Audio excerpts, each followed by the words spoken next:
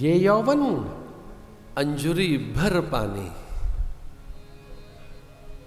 ये यौवन अंजुरी भर पानी। ये जो अंजुरी है, अंजलि, ये अंजलि, ऐसे दोनों हाथों से जल उठाएं, कितनी देर तक वो रहे हाथ में, इतनी देर का है। ये स्थिर नहीं है, ये स्थिर नहीं है कभी भी, इसको टिकाए रखना चाहते हैं। बच्चों को मना करते हैं जब बड़े होगे तब करना, अभी नहीं, ये तुम्हारा काम नहीं है। अब बच्चे बड़े परेशान है कि हम बड़े कब होंगे। बच्चे पूछते हैं जी मतलब कब करेंगे, जब बड़े हो जाओगे। और बच्चा चाहता है मैं कभी यूथ बन जाऊं, मैं युवक बन जाऊं तो कर सकूं। बूढ़े कुछ कर रहे हो तो टोकते हैं, अरे हमारा क्या बुढ़ापे में सूझ रहा है, ये आपका काम है, ये बूढ़ों को करना चाहिए। तो बूढ़े पूछते हैं किसको करना चाहिए, बोले युवकों का काम है, युवतियों का काम है। तो बूढ़े कुछ कर नहीं सकते, बच्चे जिसे कर नहीं सकते, जिसे आपको करना चाहिए अगर आप युवक हैं तो कब करें। ध्यान रखना, इस चीज को बचा के रखना चाहता आदमी, यूथफुलनेस। आप यूथफुल रहना चाहते हैं, यूथ माने युवक। अब बूढ़े रहना चाहते हो क्या, उसमें तो कुछ होगा ही नहीं। बच्चे रहना चाहते हो क्या, दुनिया भर की मर्यादाएं ये नहीं करेंगे, बच्चे नहीं कर सकते, बच्चे बाहर निकले, बच्चों का काम नहीं है। अरे किसका काम है, बूढ़ों का है नहीं, बच्चों का है नहीं, तो किसका है, युवकों का। तो आदमी को एक बात समझ में आई कि बाल काले करते रहो और युवक दिखते रहो। समझ आ गया उसे, भाई यूथफुलनेस रखो अपनी। इस धरती पर सर्वाधिक अगर कोई खर्च है तो इसी बात का तो है, वेलनेस, ब्यूटी, सौंदर्य प्रसाधन, शक्ति सामर्थ्य, बल बुद्धि वीर्य वर्धक। ये धातुएं जो हैं, बुद्धि वर्धक, ये जो रज है, वीर्य है, आकर्षण है, अथवा शक्ति है, रक्त है, मांसलता है, मादकता है, वैसा अन्न, वैसा विचार, वैसे प्रयोग, ऐसा मंत्र रखना क्या चाहते हो भाई। एक ने तो अपने बच्चे से यौवन उधार मांग लिया, ययाति ने अपने पुत्र से कहा, वो 2 पुत्र थे, उन दोनों बेटों को बुलाया कि कौन बेटा मुझे यौवन देगा, मैं फिर से यौवन चाहता हूं। एक बच्चे ने कहा मैं दूंगा,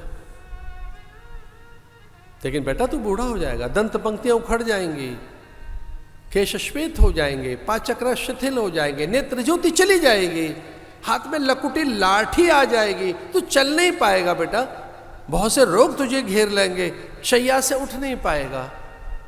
नहीं बेटा तेरे से बुढ़ापा नहीं संभाला जाएगा। उसने कहा मेरे पिता की कामना के लिए मैं 1000 जन्म बूढ़ा होने को तैयार हूं। पूछा था एक दिन उनकी पत्नी ने, उनके गुरु ने आकर पूछा कि बच्चे से बुढ़ापा, बच्चे को बुढ़ापा दे कि आप तो हो गए युवक,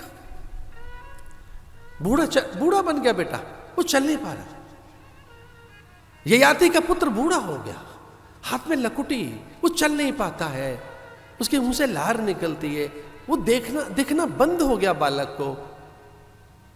बालक की सारी काया रुक्ष हो गई, सूखी हो गई, एक सूखा सा झाड़ बन गया, एक सुंदर युवक। पूछा था ययाति से उनकी पत्नी ने कि इसको बुढ़ापा देकर आपको मिला क्या, यौवन। तो जिस बात के लिए यौवन मिला है वो कुछ कर रहे हो क्या, वो कर रहे हैं आप जो यौवन में करना चाहिए। गुरु ने पूछा था तो वो कर रहा है ना जो युवक को करना चाहिए, वैसा अध्ययन, चिंतन, मनन, जप, तप, वो अनुष्ठान, इतने साधन, समय एक साधन है ना भाई, सामर्थ्य एक साधन है, शरीर की सामर्थ्य बड़ा साधन है, वो कर रहे हो ना। ये आदि लज्जित हो गए थे और फिर गुरु से प्रार्थना की, हे गुरुदेव अगर मेरे सारे पुण्यों में से एक भी पुण्य बचा हो, आपका भयानक श्राप है, अगर तनिक भी आप दयालु हों और मुझ पर कृपा कर सकते हो तो मेरे बच्चे का फिर से यौवन लौटा दो और बुढ़ापा मुझे दे दो। बुढ़ापे में ही भजन होता है, मैं भजन करूंगा, मैं भजन करूंगा। पुत्र से वो बुढ़ापा मांगा उन्होंने। कितना तृप्त करें इन इंद्रियों को, कितना भोगें, कितना चखें, छुएं, सूंघें, कितना पहने, दिखें और दिखाएं। अंत है कोई इसका? कोई एंड है क्या इसका?